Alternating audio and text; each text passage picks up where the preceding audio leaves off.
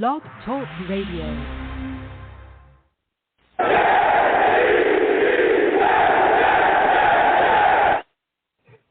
What's going on, folks?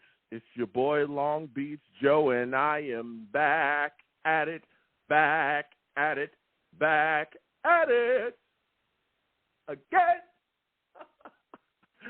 I'm back at it again, man.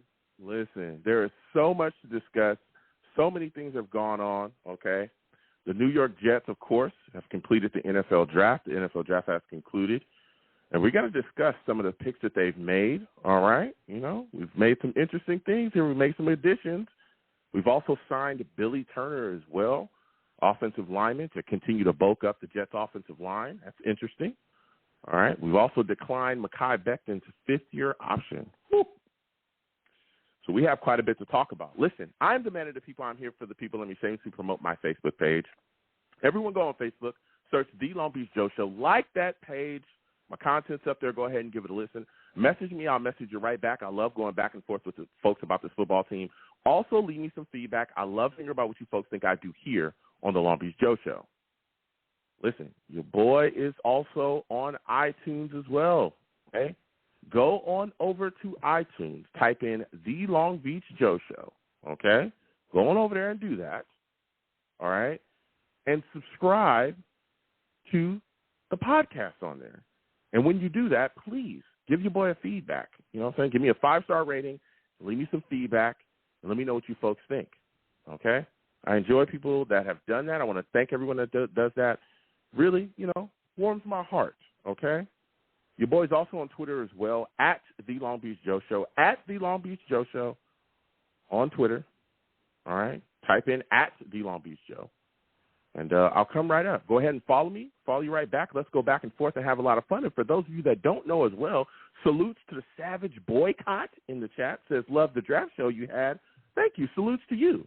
For those of y'all that don't know, your boy goes live, okay? When we do these shows, we also do them live as well on YouTube. Come on over and check out the YouTube channel, all right? The YouTube channel is Long Beach Joe Jets. Long Beach Joe Jets on YouTube. Come on over. Subscribe to the YouTube, hit that notification bell so when I post content, you folks will be in the know. Also, give the video a thumbs up. Give the stream a thumbs up as well for those of you that watch. A lot of people don't know that. You know, they catch it and they be like, whoa, Joe, you're looking good, man. You're handsome. You know what I'm saying? Your hairline's always nice. You're looking good. I'll be like, hey, man, listen, I'm not cocky. I'm not arrogant. I'm just a guy working with what I got. You know what I'm saying? So salutes to all the savages in the chat as well. Dakota J, good to see you in here. Boycott, good to see you in here as well. All the other savages going off, okay? Everybody wonders why I call my chat the savages, man. And I'll tell you right now, it's because they are savage.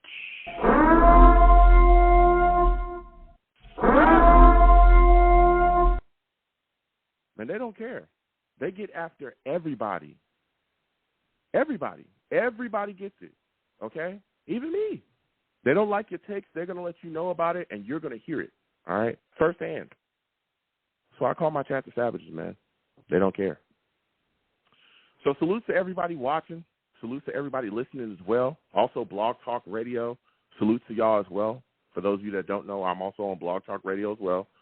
Blog Talk Radio / Long Beach Joe Show. Get involved. Salutes to all the callers as well. We'll be taking live callers, 845. I'll come to you in a second. I know the lines are going to get hot, so everybody be patient. I'm going to quickly go through the events that have transpired with the New York Jets, okay? First, we're going to discuss this Jets draft really quickly. The Jets made some picks, made some quite a selections, and some of these selections, some of these picks really caused an uproar, all right? The first pick the New York Jets made in the first round at 15 was Will McDonald, pass rusher, edge from Iowa State. I thought that this was a solid move by the Jets. I did. I thought it was a solid pick. Again, he wasn't a guy that a lot of people expected. He wasn't a name that was often tied to the New York Jets pre-draft. But guess what? Here it is, and we got him, right? Of course, the New York Jets came into this draft with a need at offensive line, mainly tackle, right? A lot of people was looking at tackle. A lot of people thought center as well, but we said, hey, we'll get centers in the later rounds. But we ended up with Will McDonald in the first round at 15, and I like the move. Again, when you look at the board, the way the board played out for the New York Jets, tackles were gone. We know that Paris Johnson was gone. Darnell Wright was gone to the Bears. That really screwed up everything with the Jets as well, because I think that he might have been the fallback plan, but he was gone at 10 to the Bears. We saw Soronsky as well go to the Titans. Then we saw Broderick Jones get snatched right from our grasp. I'm talking right there. He was right there for us, okay? He was down to 14, and as the Patriots always do, they found a way to screw us. They traded out of their pick with the Pittsburgh Steelers and handed the Pittsburgh Steelers the offensive lineman, the tackle that I wanted to see the Jets take. They handed them Broderick Jones. Man, screw the Patriots. Flush them, man. Flush them.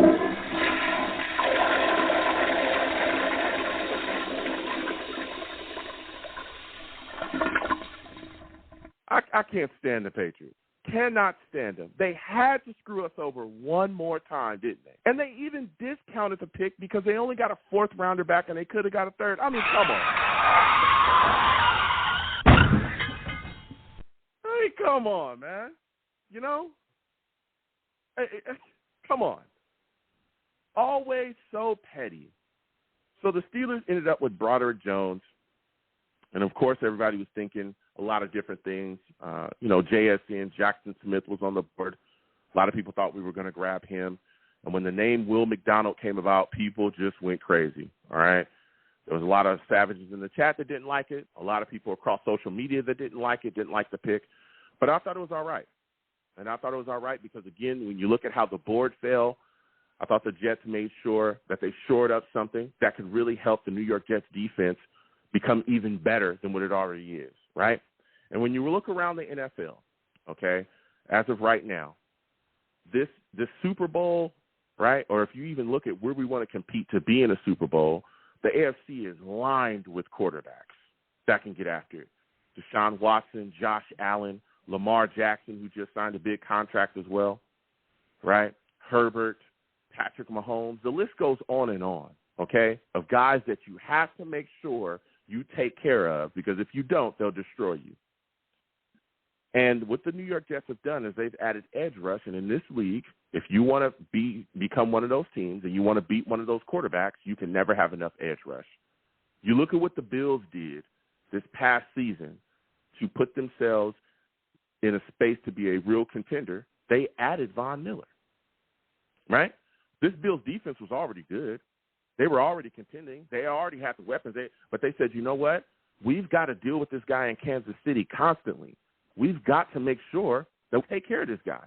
We've got to find some more people to gang up, chase this guy down, and put him away. And they added pass rush. You can never have too much edge rush in a passing league. So I like the pick. I like what we did here. And, again, if you look at Will McDonald, he's a long-arm pass rusher. He's explosive. Great bend around the edge as well. He's going to chase a lot of people down, man. He's going to chase a lot of people down, and he can play with his standing up or with his hand in the dirt. And when you look at his production in college, it's phenomenal. 34 sacks, 40.5 tackles for loss, 10 forced fumbles. This kid gets after it, man. I like the pick. I like what we did there. Again, I know he wasn't linked to the Jets a lot. Wasn't necessarily what everybody wanted, but, I like the move there. We're going to be talking about him tonight. The Jets also selected Joe Tippmann in the second round. I thought that was a smooth move, too. Big guy, physical center. He's one of the top centers. I do like John Michael Smith, but we ended up with him. I thought it was a great move still, right? 6'6", 313. He's a monster. He's athletic. He pulls very well as an offensive lineman, so he can move, and he really fits what we do.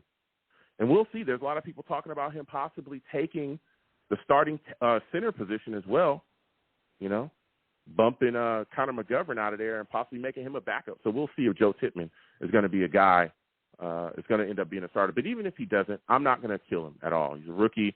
We'll see what happens going on down the road. But I really like the selection of Joe Tippmann in the second. In the fourth round, we ended up with Warren Carter as well out of Pitt. I like this move as well. He's a guy that, is a big guy, long arms. Again, we traded down about 8 spots and got 2 picks back. You'd guess. You wouldn't guess who we traded with. It was the Patriots, which is crazy, right? Now, he does need to refine some technique, and he did have a meniscus injury that cost him 9 games this past season. So I like that move as well. He's a guy that we're going to be talking about a little bit tonight, too, as well as a shakeup. at that tackle position. We also drafted Israel Abanikanda as well in the 5th round, running back out of Pitt. This guy's a home run hitter. He's a home run hitter. Boy, oh boy, great speed on him. He's a good back, man. He can run through tackles. He's a good pass catcher as well. He's got good hands coming out of the backfield. He does need to clean up his route tree a little bit. All right, we're going to be honest about that. But listen, everybody in the draft needs to clean things up. Salute to Captain K. I see you. All right. Now, I like what he's bringing to the table as well. He's a guy that can push to make a big-time impact as well in this upcoming season, especially with us getting rid of Ty Johnson. We moved on from him and released him. Breece Hall is coming back. We'll see if he's going to be able to play week 1. There's a lot of talk about him possibly being out there week 1, saying that he's ahead of schedule, you know, with his recovery from that knee injury that he had last season. But he's a guy, you know, Izzy could be in the mix, man. Him, Bam Knight, Michael Carter, and Breece Hall. Boy, oh, boy. Better look out. We also got Zaire Barnes, round 5 as well, linebacker out of Western Michigan. He's a guy that's got some good speed on him, fits the scheme. I like what he brings to the table.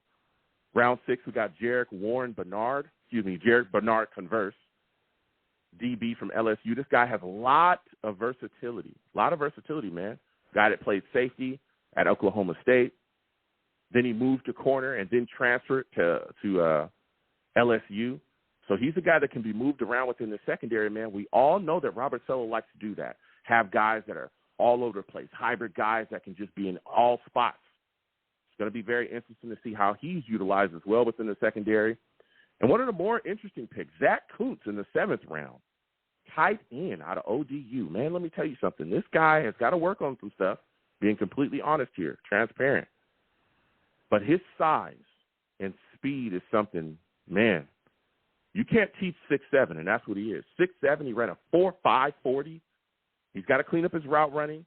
He also had a knee injury last season, but again, the knee looks good to go. It's 100% healthy. Let me tell you something. If the New York Jets can get this guy, coach him up, and we have some great coaches here. We all know Ron Middleton, all these guys, right? If they can coach him up, he can be a supreme weapon. You can teach a lot of things, but you cannot teach 6'7". And the New York Jets tight end, we all know, it's packed right now. C.J. Uzomah, Tyler Conklin, you know, Jeremy Ruckert, who we drafted recently. He was deactivated most of last season, right?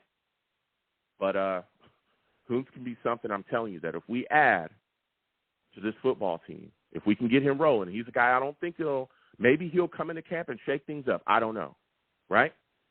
But I'm looking at him as a guy that has quite a bit to work on. If the Jets can find a way to stash this guy on the practice squad and keep working with him, he's a guy that can turn into a real weapon here in the NFL. His measurables are off the charts, all right? So we'll be talking about that. We'll be talking about the draft. I'm going to get more of you guys' takes. I know the draft upset a lot of people. Draft grades for the New York Jets are all over the place. Some people think the draft we had is horrible. Some people think the draft we had is solid, all right? Also, the New York Jets have signed Billy Turner as well. Billy Turner, offensive lineman, to a 1-year deal, $0.15 million deal. The thing about him as well, he's versatile. He can play tackle and guard. Turner played 8 games with the Broncos last season, had 7 starts under your boy, our offensive coordinator, yours truly, Nathaniel Hackett, okay? Keep in mind, before he was with the Broncos last season, he was with the Packers for 3 seasons with Nathaniel Hackett as well, and Aaron Rodgers. You guessed it. All right, so he has some, familiarity with this offensive system, how things work and how it runs here. Now, I think he's going to be a great depth piece. The Jets' offensive line, as we all know, was riddled with injuries last season. And so the New York Jets get to continue to add depth because you never know what can happen. We saw guys have to step in last season. So I like this move. I like what he brings to the table. Again, a guy that's familiar with the scheme. And he can play tackle and guard, all right? So speaking of tackles, your boy Mekhi Becton, big news today. Again, we're taking calls, 515-602-9639. We'll get to the callers in a second. I see you, 845-813, new callers as well. Be patient. Listen, Mekhi Becton had his 5th-year option declined today. Mekhi Becton's year option was declined. Wow, right? A little shocked. Not super shocked, but just a little shocked here, okay? Just a little shocked. We know that Becton has been working himself to get back. He has that knee injury. But so far, he's been looking phenomenal, okay? He's been looking phenomenal. Looking great in the offseason, lost weight. You know, things have been looking solid. But the Jets have decided, hey, we're going to put you to the test and see what happens, right? So he's going to be in basically like a prove-it year here. Now, if the Jets had signed that fifth-year option, that would have kept him here through the 2004 season and would have guaranteed him $13.5 million for that season. Now it puts him in a situation where, you know, the New York Jets are going to see what he's got for the year, and then they'll have to make a decision, right? Now keep in mind, when Mekhi Becton is healthy, when he's fully healthy, Mekhi Becton is unbelievable, right? I'm talking all pro tackle unbelievable. I'm talking one of the top tackles in the year, one of the top tackles in the league unbelievable. Like real talk. He's that good, all right? Even when he was healthy his rookie season, and this is just me saying it, a lot of people go, well, Joe, you're a homer. I'm not. You had analysts, you had guys like Damian Woody, guys that have been in this league that when they saw him play that rookie year, they said, yeah, he's one of those guys, right? He was stuffing pass rushers, Chubb, Bosa, all those guys. He made them look normal. Made them look normal, like just regular guys. He's putting hands on people, okay? Now, here's the deal. If Mekhi Becton come back and he balls out, it's going to put the Jets in a tough situation. Because if they franchise him, all right, it's going to be quite a bit of money. Now, this year's franchise tag for offensive linemen was $18.24 million. It's going to go up next season. That clearly is more than the fifth-year option.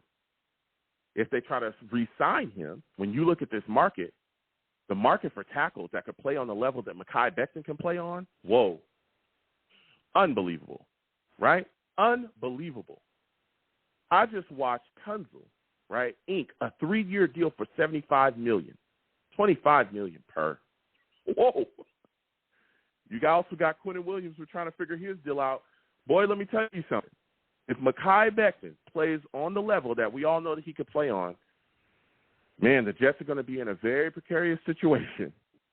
And keep in mind that the market is going to be, sky's the limit going to be for him. Sky's going to be the limit for Mekhi Becton. Trust. If Mekhi Becton plays out of this world or plays very solid this upcoming season and shows that he can stay healthy, he's going to have teams knocking on his door left and right. We got to figure things out. Also, if the Jets let Mekhi walk, the situation at tackle is very uncertain. Dwayne Brown's 37. He ain't going to be here for forever, right? He's also coming back from an injury-riddled season. Then you look at the other side, right? You got to figure out Max Mitchell.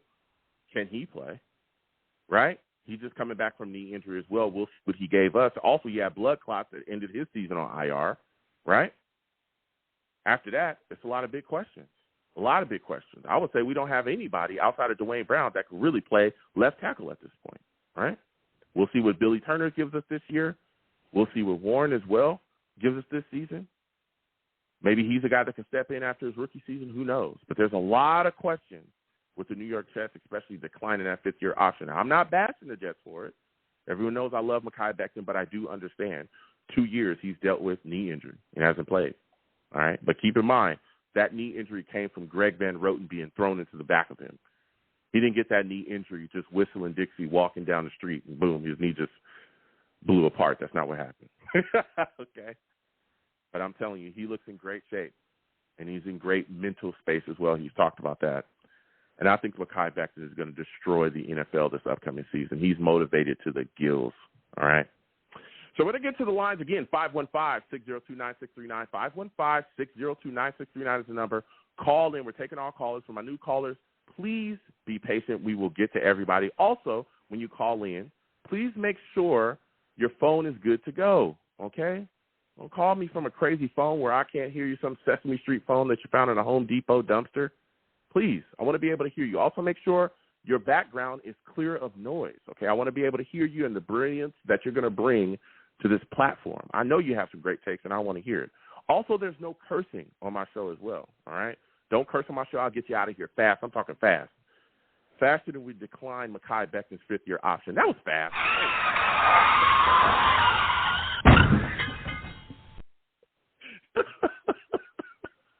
Was that too soon? Was that too soon? I think the Savage is going to tell me that's too soon. I thought it was funny, right? Maybe it's too soon. Everyone knows I love Mekhi.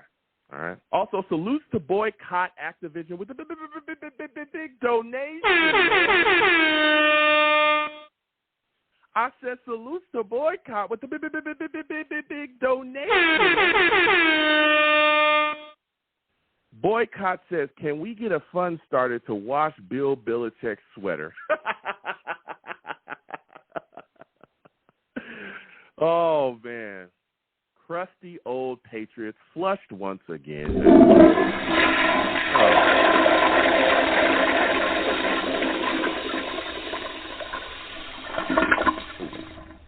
Can't stand him, man.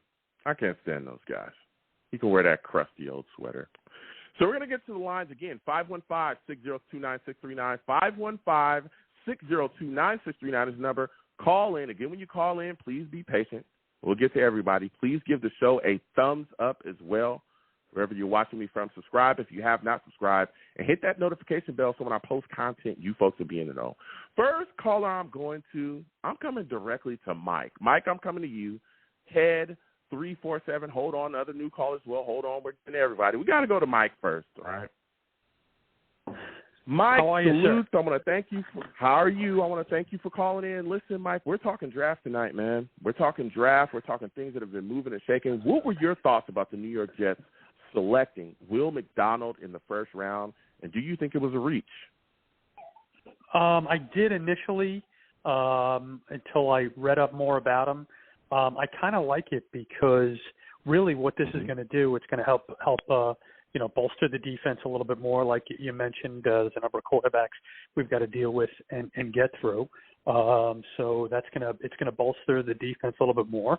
And I think last week when we talked, I think it's going to put more pressure on Saleh, right, for situational clock management football, right. And I think that really, if you got to look at everything, all right, we got Aaron Rodgers home run, we got the offensive lineman that they signed. For me in the draft was Tippmann. He was the guy that I wanted, the center, which we got. Now, you can go back and forth. We missed on a tackle, but I think Joe Douglas, in retrospect, had a couple of tricks up his sleeve. So really the big concern that I have now, and by the way, you hit on another point. They signed some undrafted free agents and some other folks. Looks like they're really bolstering the tight end position. Looks like they're going to be very heavy there, either cut a couple of people or use them for special teams. But at the same point, as last week, special teams is what's concerning me. But I guess through all the undrafted free agents and the running back pickup and stuff like that, some of those guys, it's going to be about depth and filtered down to special teams and stuff like that. So I'm happy with it. I think you got to look at everything, from Rodgers on down. I think you have to look at it at it collectively. And in terms of Mekhi Becton, listen, I love the guy. But, however, he did have 2 years where he didn't play, whether it was his fault or not on the injury, whether it was a free accident or not. I think that comes into play. And if it comes to the point where he earns the contract, well, then, we'll be in a good situation to have to worry about that. I mean, it'll be put some extra stress on Joe Douglas, and some of his team. But that's a better problem to have than what we had last year with just getting devastated in the offensive line. So I think that you can't have enough offensive linemen. I think if you look at everything from Rodgers to the offensive lineman, his name escapes me that they signed yesterday. I think it's Billy they're Turner. in really good shape. Yeah, I think they're in really good shape. I like the depth that they got from the guy in Pittsburgh, the guy with the meniscus, and hopefully they'll come back, healthy. And sometimes you got to, sometimes you got to take a risk on some of that stuff. And so here we go. So ultimately, what we're pointing to in my mind is that it's going to be a lot more depth on the team. They got a new offensive coordinator, or they got a Hall of Fame quarterback. And Saleh, man, the pressure's going to be on you. Can you make, game clock, decisions and situational football? I mean, it's really going to be amped up on him. Yeah, Mike, and it's great that you brought up a great point. Saleh is definitely going to be, definitely getting looked at because this team has some weapons on it now. We got the quarterback, right? But I think when I look at the selection of Will McDonald, to me, right, it makes sense in my mind because when you look at the New York Jets offense this year, we should have been up in a lot of games. A lot of games. One of the biggest issue with the New York Jets offense this season was lack of, solid quarterback play, continuous solid quarterback play. Zach Wilson destroyed us this season. He was horrific.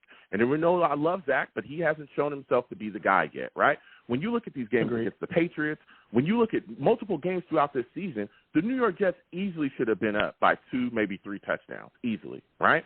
Look at the Jets. Let's go back and look at that Vikings game, right? Mike White was starting in that game. We went to the red zone 6 times in that game against the Vikings. 6! And we only came away with 1 score out of the 6 times that we went there. We left 35 points on the field. If you have Aaron Rodgers last season, for sure we score way more than just once in the red zone with Aaron Rodgers there at quarterback, right?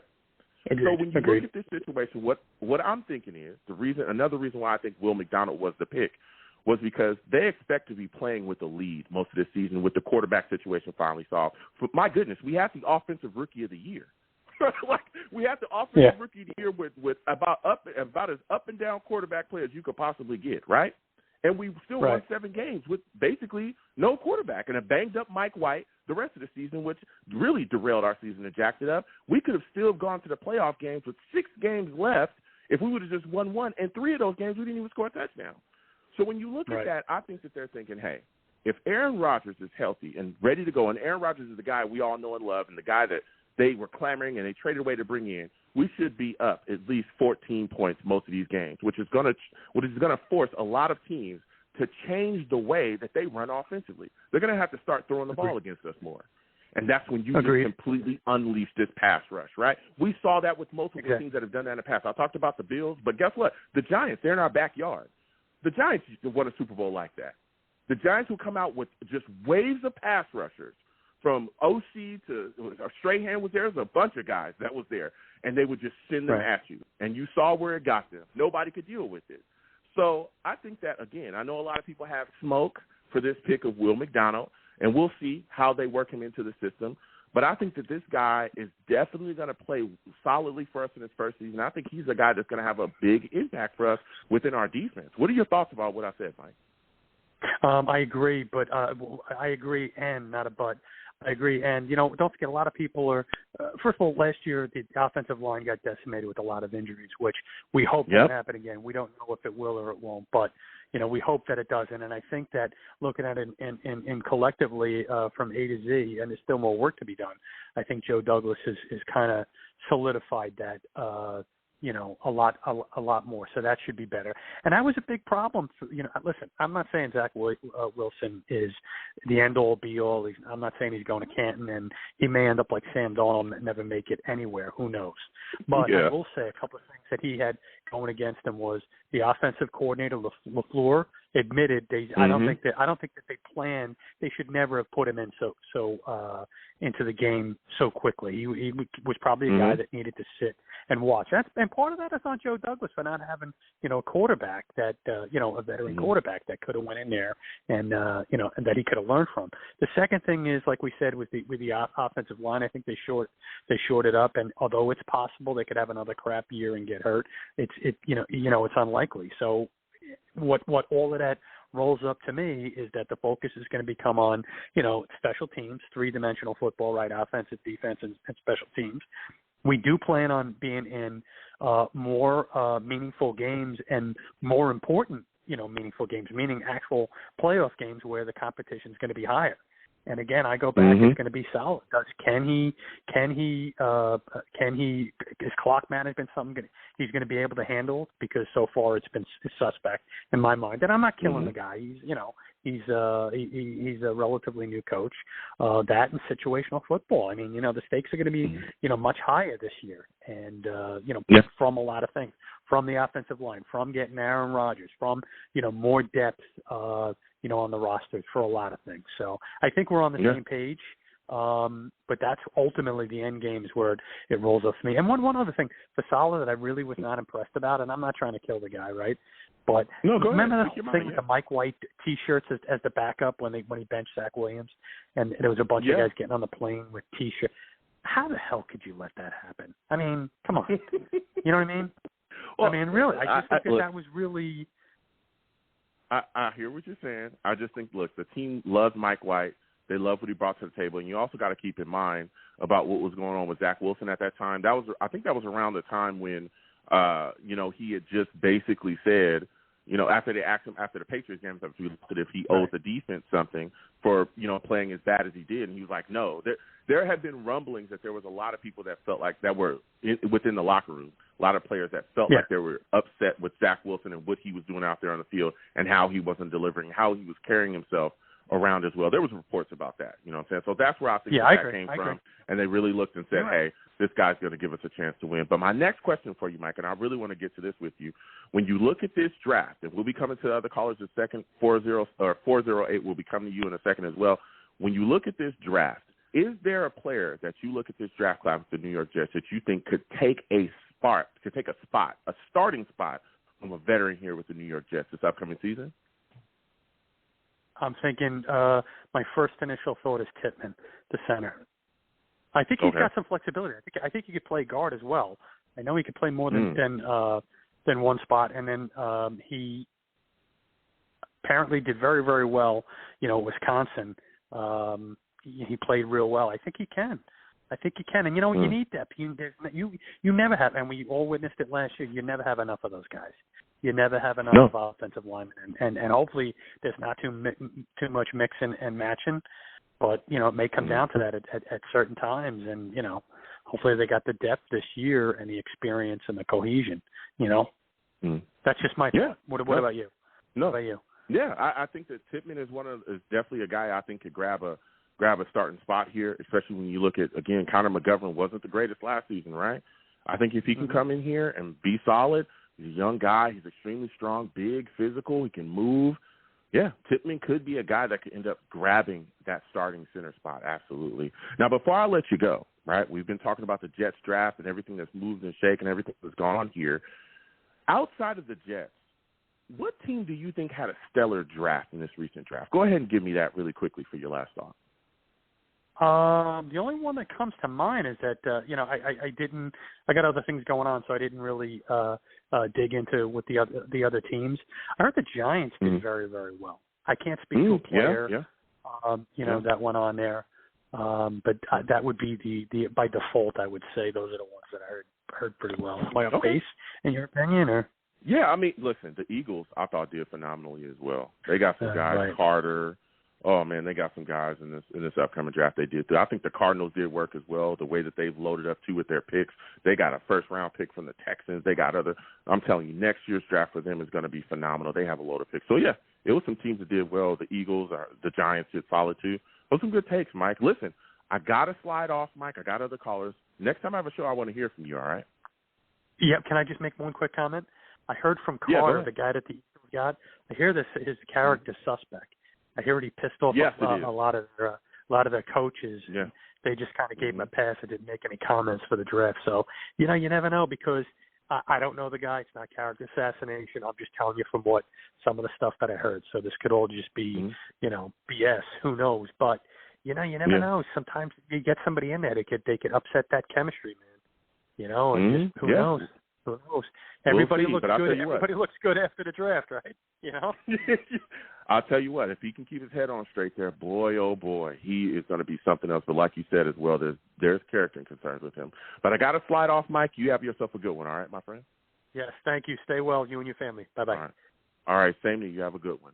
We're going to keep getting to these lines. Again, 515-602-9639. 515-602-9639 is the number. Call in. We're taking all calls. When you call in, be patient. We'll get to everybody. Trust me, okay? Also, no cursing on my show, all right? Or I'll get you out of here. I'm talking fast. Faster than I gaze out of here. So glad he is gone. Next, we are going to area code 408. 408. We're coming directly to you. You're looking like a new caller. Give me your name, where you're from, and give me your thoughts about this Jets draft. How'd you feel about it? Hey, Joe, can you hear me? Yes, I can. All right, cool. Glad to be able to get on through. Been following along for a while now. Hey, when it comes to the draft, give me your name, my friend. Give me your name really quickly. I'm sorry. I'm GVH. I'm up in the chat every now and again. Oh, what's going on? Hold on. Try to reach out. Hold on. This is my first time calling. I got through. Bruh. Hey, man. GVH in the chat. For those of you that do not know, that boy G, he's a savage.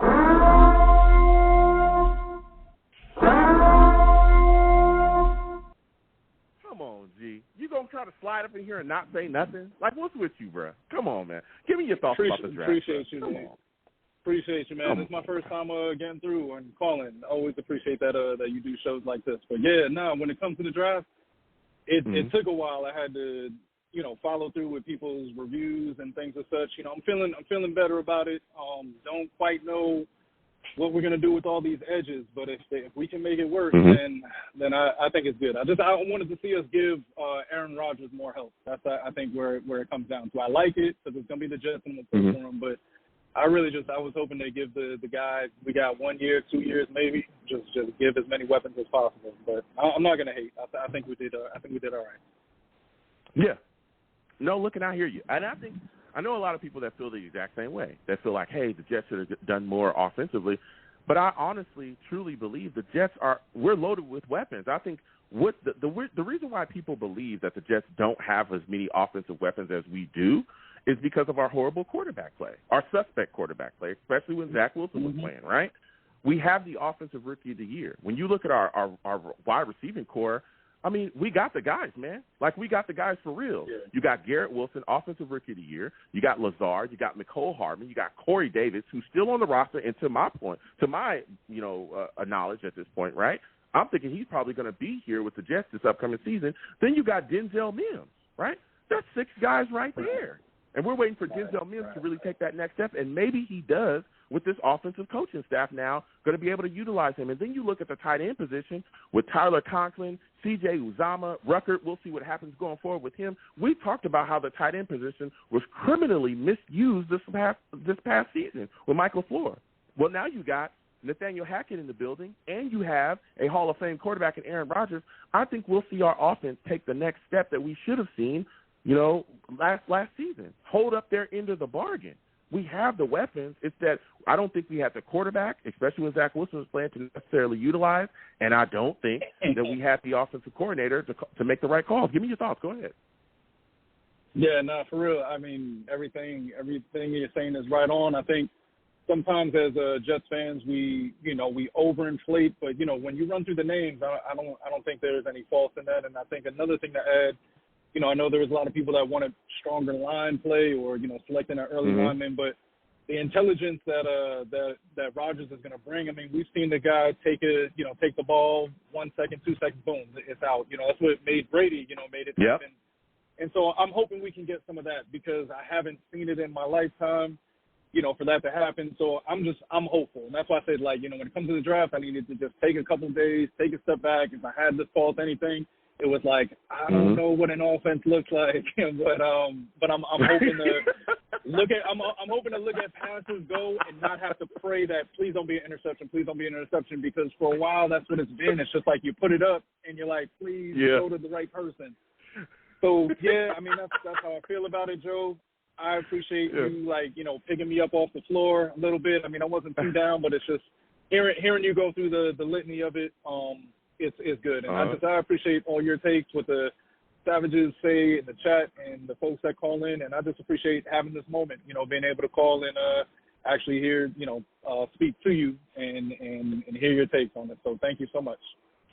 Yeah, absolutely. Thank you again for calling in. Next time I have a show, I want to hear from you. All right, G. I really enjoyed your call, man. All right, most definitely, Joe. Peace out. All right, have a good one. Listen, G calling in and letting it be known, okay? Calling in and letting it be known. Great takes. We're going to keep getting to these lines again. 515-602-9639. 515-602-9639 is the number. Call in. We are taking all callers, okay? When you call in, be patient. We got quite a bit of callers, and we'll get to everybody. Salute to all the Savages. Again, subscribe to the channel. Give the video a thumbs up if you haven't already. Hit that notification bell so when I post content, you folks will be in the know. Next! I'm going to go to my guy, Ted. Ted, I'm coming directly to you. I'm coming directly to Ted. For those of you that do not know Ted, he is a savage.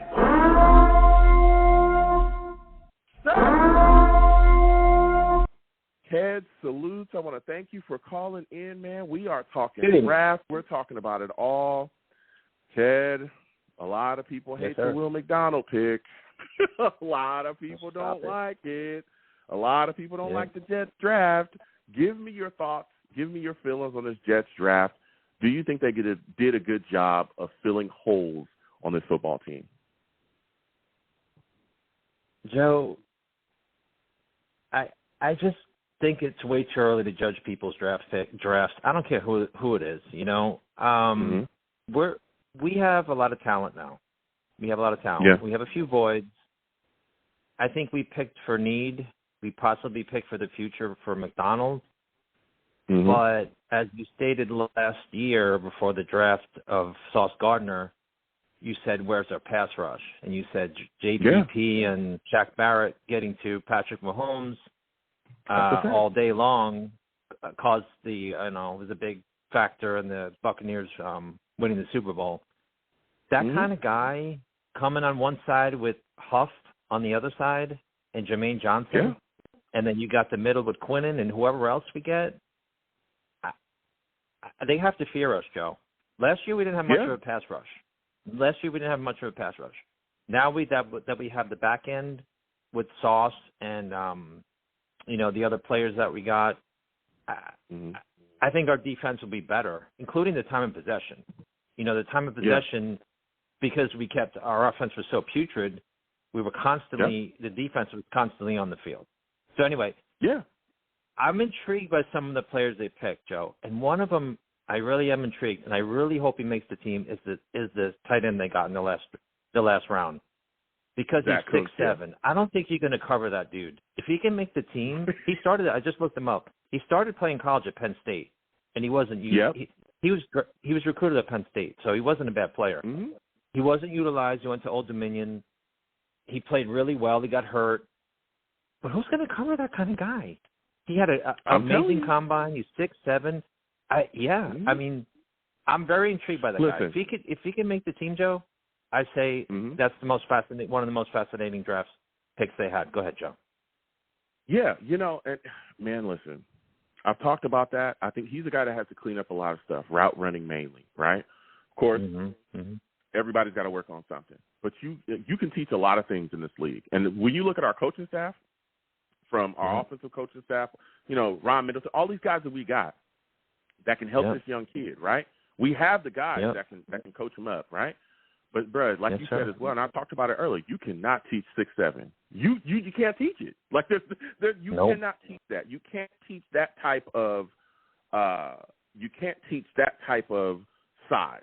You just can't teach it. So I look at it, man, and I like what he brings to the table. And I don't know if he's a guy that's going to come into camp and steal a spot, but I do think that if the New York Jets can stash him on the practice squad, if they can do that, because I think that's what they'll probably do with him.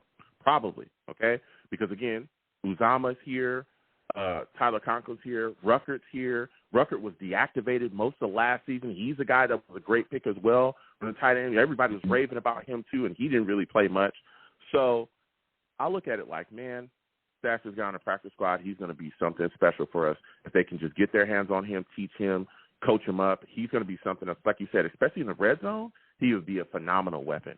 But another guy that I'm thinking from this draft class that I really like as well, that I feel like can come in and give us some immediate impact, is Izzy, the running back that we took from Pitt, man. What are your thoughts about him and the addition that he can bring to this running back room? Because I'm thinking him, Breece Hall, Michael Carter, and Bam Knight, boy, we're going to need something to deal with when running the football, especially with him coming out the backfield and be able to catch the football as well. What are your thoughts on him? Joe, I had to look up his tape. Brooklyn, and I noticed we picked these kind of blue-collar guys, sort of like I guess Douglas is as a lineman, and he's got a lot of explosive – I think he was a track guy too. So he's got the explosion. He's through the hole. He's a one-cut runner. But he's a any kind of talent we can get – yes, sir. Joe, Breece is – you don't want to rush Breece back. Breece back. Yeah. You need somebody to handle the load in football conditioning. Breece. Joe, that's the kind of guy you need. And I said it before last year's draft. You got to get explosive in every position. You got to get fast. You got to get explosive.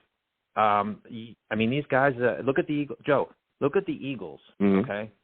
I know you talked about the running back, but let me get back really quick to the defense. All they do is draft defensive players. They had 70 sacks last year.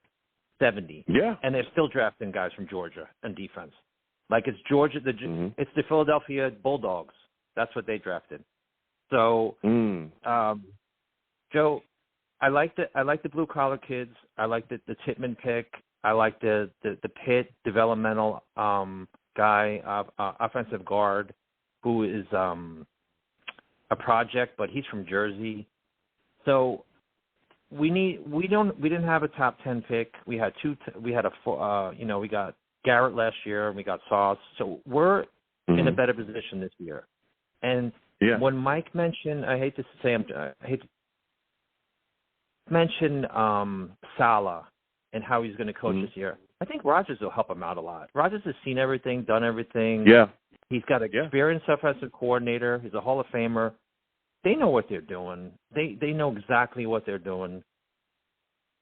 Maybe focus more on the defense and let that offensive coordinator Rodgers just say, "Hey, man, this is what we're going to do," and Salah can just say, yay or nay. Well, go ahead. Yeah, John. the thing is, and you're bringing some great takes, but I think the offensive production, I think, is going to be great as well. I think the offensive production this upcoming season with Aaron Rodgers as our quarterback clearly is going to be better than what we saw last season. That's going to help just enough, right? If the New York Jets could score more, let me tell you something. The Jets were near the bottom of the league in time of possession. Bottom of the league on offensive group, couldn't put up points. Well, I just talked about this earlier. We had a 6-game chance to make the playoffs, even though our offense was terrible. A 6-game chance to make the playoffs at the end of the season. We couldn't win one of those games. And in 3 of them, we didn't even score a touchdown. Not one. That's atrocious, right? So when you look at what we have here, right? You're bringing Aaron Rodgers into the building. He's here. He's working with guys already out there on the practice field, throwing balls, getting things together, moving around. The fact that he's going to be able to come here, bring points, we have the weapons. We just couldn't utilize them correctly because our quarterback was so bad.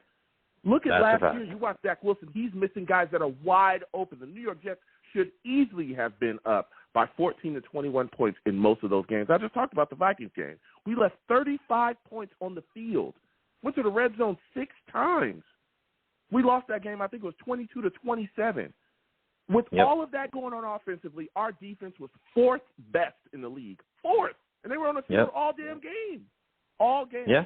Any kind of offensive production, anything where you can keep a consistent drive going, right? Anything where you can end with points, anything where you can allow the defense to sit down, catch their breath, and be able to come out there semi-fresh. Can you imagine how much more deadly that this defense could be?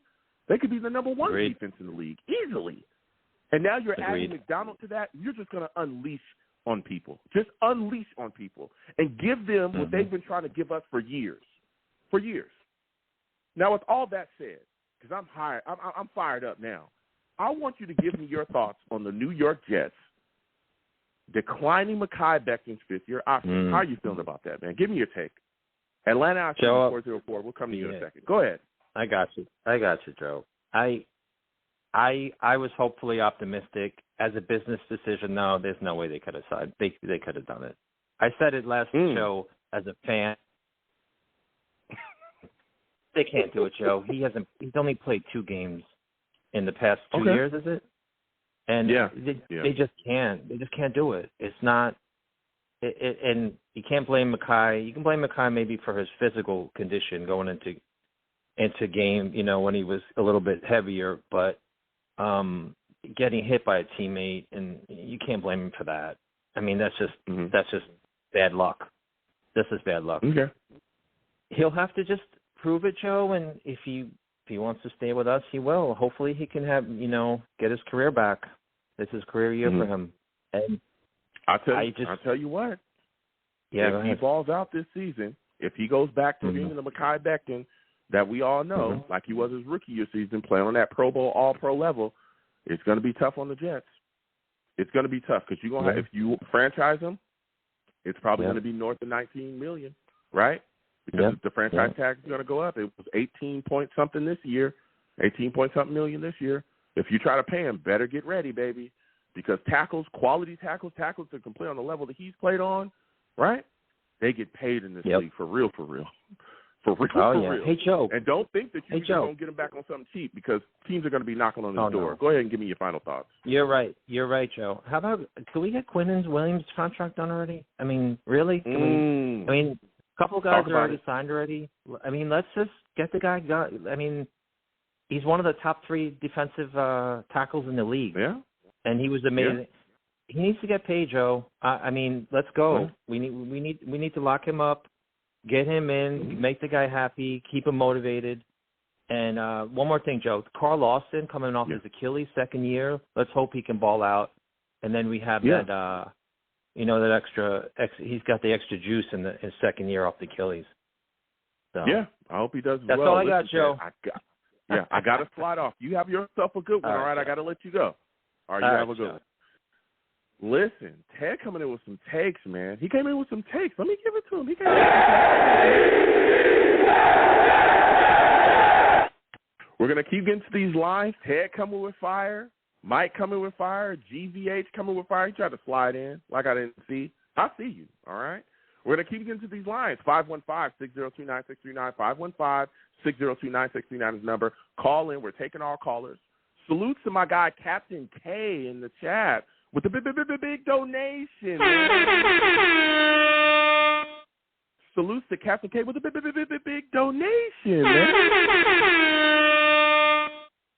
Captain K says, Joe, any idea how to ring in from abroad? I think he's meaning to call in to the show from abroad. I'm thinking my overseas guys, right? You just call in like you're calling from to America, all right? This is just a regular show a regular number, regular American number. So that's how you can call in. I think you can also call in utilizing Skype as well, okay? So let me know. I'll look more into that, but from everything I know, usually my overseas guys, if they want to call in, a lot of them saying, hey, we're just going to call in that way from abroad. So we'll see. I'll keep doing my research on that, all right? But that's how I think you call in. So please, if anybody else knows any of the Savages, let me know if there's a different way or a better way for you guys to call in. But salutes to you, Captain K, with the big donation. Touch, with my guys from abroad. I do have a lot of people from overseas that listen to me. They hit me up. I'll be a little surprised. You know what I'm saying? Little old me. Y'all listening to me and my takes. Salutes to y'all, and I truly appreciate you folks from overseas getting involved as well. So we're going to get back to the line. 515-602-9639 is the number. Next, we're going to my guy from Atlanta. 404, we're coming to you, Dwayne, Rusty, North Carolina, all the other callers as well. Hold on. All right. We got to go to Atlanta. Salutes to you, my friend. I want to thank you for calling in tonight. My guy Atlanta's on the lines, man. Well, give me your thoughts about the New York Jets draft. There's a lot of people that think the draft by the Jets was terrible. All right. How do you feel about it? I think it was good. Go ahead. Salutes to you, man. Can you hear me good? I'm trying to use some different headphones. Yeah, I hear you good. Okay. Good. Oh, perfect. I thought the draft was fine. Like, I don't understand all the hysteria around it, but I kind of do. Mm-hmm. We're in the period of the draft industrial complex where everybody has figured out ways to make money off it. So you gotta, you gotta throw those takes out there to get people excited. And that's essentially what we do. So we get the grades in the draft, and everybody argues about what should happen. But the primary reason I love the draft was Aaron Rodgers, team captain, one of the team leaders. That's already, that's already set in stone once he walks in the door. But there comes a point to where you allow a superstar so much room, and he starts pushing and pushing and pushing. And before you know it, there's no boundary, and he and the GM don't speak to each other or get a phone call, and everything blows up. No. You keep everything the same. They're still a special player. They're still the leader. They're still number one. But you're not going to change your whole franchise and say, oh, well, in this draft, normally we would go after X, Y, and Z. We're just going to get things to make him happy, and that's how we're going to treat our football team. No, that's not how football works. And I'm glad that they looked at it and said, no, edge rusher, that's the most important thing. We're going to find an edge. and we're going to get some offensive line help. Like, those were the two major strategies that we saw from this draft just based on how the picks went. And, you know, to the people saying they don't think McDonald was worth it or he's not a good edge rusher, dude, we don't know until we see him play a snap. Like, the idea that we can pick out which edge rushers are good and which aren't, people wouldn't overdraft edge if that was the case. It's a difficult position to assess, and no matter what, look, it's like Lil Wayne and backwoods. Lil Wayne could never have enough backwoods. Guess what? NFL teams could never have enough edge rushers. So you go get one, man, and you hope it works out, and you hope he can contribute. And you know what the thing is, and maybe you can adjust your headphones a little bit. It sounded a little muffled. I don't know if you have this to sound like a little bit of wind, so please fix that just a little bit. But here's the deal. You hit on a point there when you talked about edge rusher, okay? Because let me tell you something. Edge rush in this league, and even everybody this entire offseason is screaming about getting rid of Carl Lawson, right? And I remember Robert Saleh was asked this in a press conference with the media, and he looked and he said, no. Carl Lawson is going to be on the roster this season because good edge rush is hard to find in this league, okay? Look at free agency, right? We've seen guys that were just like low-tier edge rushers get paid a whole lot of money. I'm talking a whole lot of money in free agency. Why? Because edge rush is a necessity in this league. You have to have it. If you this is a passing league. When you're chasing guys around, like Deshaun Watson, like we're going to be chasing Deshaun Watson, like we're going to be chasing, Lamar Jackson, like we're going to be chasing Josh Allen and Herbert and Patrick Mahomes, who, oh, my God, look, guys have been chasing him for so long. You have to have guys that can get after the passer. And when you look at the New York Jets, now that we've acquired the quarterback, the missing piece, I'm sure the thinking in the building is we're going to be up. We're going to be up, and not only we're going to be up, but we're going to be competing with these top teams. We have to bring in that firepower defensively to chase these top guys around. Because unless you can get after these top quarterbacks, you're going to be in a world of trouble. A world of trouble. And, yeah, Quentin Williams, great. He was our New York Jets sack leader last season. We're thinking Carl Lawson coming off of, the second year after that ACL. He looked good last year. I think he's going to look phenomenal this upcoming year. We got, Hall as well. Huff, excuse me. Bryce Huff, he's going to be bringing the fire. Jermaine Johnson as well, getting back into the fold. I think he has a better season he did his rookie year. He battled a little bit with injuries, but I think this upcoming season he's going to get better. You add Will McDonald to this, and now I'm telling you, you added so many teeth to the shark, it's going to be crazy. Nobody's going to be able to escape us. We had the 4th overall ranked defense last year, and they were on the field most of the games this year. Now you have an offense that can produce. You put this defense out there with another fast-track pass rusher, boy, it becomes a deadly situation. But another guy that I like that they took in this draft as well was Joe Tippmann in the 2nd. What are your thoughts about him, and do you think he could end up being the New York Jets starting center? Yeah, look, for these type of things, I typically, like, for those out there, go to Twitter. There's a guy, Matt Waltman. He's a really good scout. He does tape, kind of breaks it down. And I think you should just go with, what he says and what other guys I follow on Twitter says, because ultimately I don't have those football eyes. Not to that extent, man. You know what I mean? Where you can really look at a guy and evaluate, especially offensive line. So, from what I've seen, the reviews have been good for him. So hopefully he can come in, play some snaps, and possibly start. But if not, there's a backup plan in place. And just to piggyback on that point you made about pass rushing, the other part of this is there's a multiplier effect when you have someone like Sauce on your team as far as coverage. Yeah. At that point, any rush you get becomes even more extreme because you have a coverage ability that other teams just don't have when you have a corner like that. So you want to what? You want to make sure you accentuate that, that small benefit. So, I love the draft. I like what they did. Hopefully these guys will get in there and play some snaps. But if they don't, that's fine too. They'll develop. They'll be in the rotation. Howard could not dress for the first 4 games of the season, and I wouldn't have a problem with it because no matter what, if somebody goes down, he's there in the body with talent, not a guy like who you're hoping to get it. So I'm loving it. I think no problem. Okay. And can I speak on Israel for a second? You're breaking up. You're breaking up kind of Yeah, get your situation together. I'll let you speak on Easy really quickly. Give me your final takes on that quickly. Can you hear me now? Yeah, I can hear you now. Okay. Took the Bluetooth out. Well, we'll see how that goes. Yeah, so the kid is real, the running back. I think his biggest benefit, beyond the track speed, is his ability to break tackles, his ability to miss tackles, and just a guy who's going to get what's blocked. And as the previous caller stated, when you got a situation like you have with Brees where you want to bring him along slowly and if possibly sit him on IR if things go terrible, you got somebody else who you can bring in and add to that rotation. It's running back by committee now anyway, and with A-Rod, it's not like you're asking him to be a bell cow. So I really like that pick as well. Yeah, I thought that was a phenomenal pick. Listen, I got to slide off, my friend. I want to thank you for calling in. You have yourself a good one, all right? Yeah, you too, man. Sorry about the win, dude. All right. No problem. Just that headset. You got to fix it, man.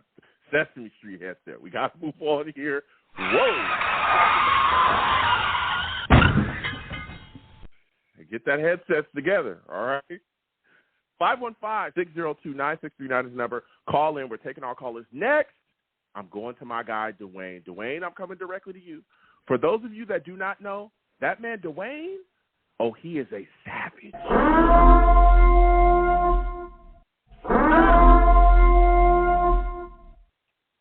Listen, salute to you, Dwayne. Listen, Dwayne, we are talking draft. We're talking about it all, okay? What are your thoughts about the Jets draft? Jets took Will McDonald first at 15, took Joe Tippmann in the second round. How are you feeling about this draft as a whole, man? I think their best pick was Joe Tippmann. I've heard people say they don't know if they got any starters out of this draft. I don't know how any Jet fan can watch Joe Tippmann's tape and say he's not going to start. I know last week I called. I know last week we spoke, and I you said Connor McGovern got re-signed, and I was digging up Connor McGovern, and I was like, we're too harsh on Connor McGovern. You said Connor McGovern forever. I just want to say, have a good time on the bench. You did a great service to the team. We appreciate everything you've done. Coming over here to this formerly poverty franchise. Well, we're not a poverty franchise anymore. I just want to say sorry about that. You really just flipped on Connor McGovern that fast. Listen, you flipped on him fast. Oh my! Listen, what? Bro, what are you talking about, man? It's not even a flip. It's people were too harsh on Connor McGovern. That's the problem.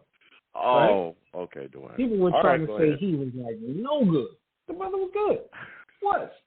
You know what I'm saying? But Joe Tippmann now. Joe Tippmann. That brother got some skills. You know what I'm saying? When I watch his tape, listen, maybe, if we could have watched tape together, I'd show you what I'm saying.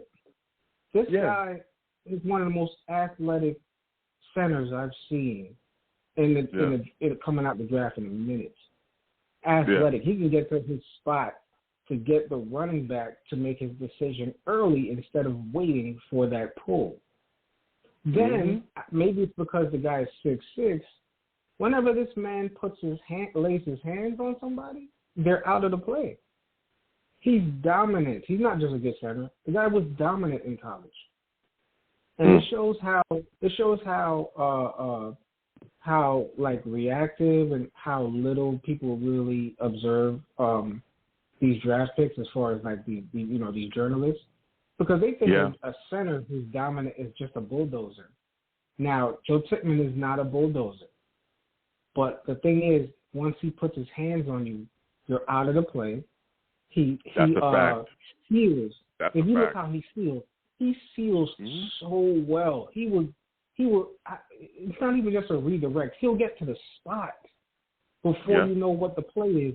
Turn and seal to open that lane for a running back. That's how athletic he is. Nobody's counting that. When I first saw them take him instead of John Michael Smith, I was like, wait a minute. I thought John Michael Smith was the top center, and John Michael Smith is strong, but it's not nothing like the technique that Tippmann is using, the athleticism. And I think because he's 6'6", he's just blocking the view of what's going on in the backfield. He seals people. So that's the best pick they had. Will McDonald, I mean, look what the Jets are doing. They're a rotational defensive line. He's going to get his percentage of the – listen, in that wide 9, it's effective because you got a bunch of one-on-ones on one side, and then you got like a one-on-one-ish side, kind of 1.5-ish on one on the other side. And Will McDonald is so good that he's going to win those one-on-ones. And I'm not saying Lawson can't.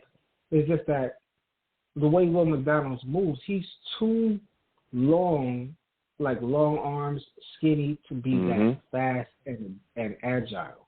He's like Von Miller with long arms. I'm over-exaggerating. I know it's like, oh, Von Miller, no. He bends like Von Miller, and his arms are long. You can barely touch the guy. He's a little like Brian Burns. When I first saw him, that's what I was about to say. About it. Yeah. During draft Brian night, Burns is like his comparison. Right. During draft night, you asked me what I think about it. And I wanted to say something, but I thought it would have sounded stupid, so I didn't say it. I said, it kind of reminds me of Spider-Man. You know what Brian Burns does after every sack? He does the web shooters. That's where I'm getting it from. He feels like Spider-Man himself. Listen, I'm telling you, I understand, and we're going to see where he lines up and where he plays and all these things, but I'm telling you, Will McDonald, his addition to this defense, and he can come in here and bring the pass rush, bring even more of an edge presence, even more edge pressure to this defense, we become even more suffocating.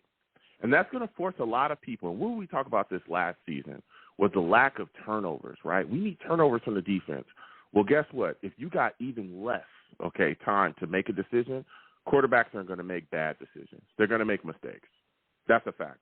When you got guys like Sauce and DJ Reed who does not get enough love, I want to make sure, DJ, if you're listening, bruh, I know what you bring to the table. You're a phenomenal corner. He should have easily have been a Pro Bowler and an All-Pro guy. He's near the top of the league in all cornerback metrics across the board, right? But he don't get enough love. When you got corners like that can come in and lock people down, quarterbacks are going to throw interceptions because you're either going to get smacked or you're going to give it up. That's it. And that's how it works. And also, we ain't even talk about the boy got 10 forced fumbles. He going to strip you too. Oh, yeah. He doing that already. Right. You know what I'm saying? So I really do like the pick. I understand why some people don't. I know people that wanted Jackson Smith, and I get it. Phenomenal wide receiver. But we got 6 of those already. When you look at this league, if you want to load up on something that's really going to take you to the next level, edge rush is that thing you want to load up on. All right? Because if you can win in those trenches, if you can get to the quarterback, if you can be like the Giants were, where they were sending waves of guys, that could equal dividends for you. Now, my next question for you, Dwayne, because you're bringing the heat so far, man. When you look at this situation, right, with Mekhi Becton, what are your thoughts about his 5th-year option being declined? Do you think that was a good move by the Jets? I think the question is more raised to me on Joe Douglas. Like, we've learned so much about so many of Joe Douglas' draft philosophy.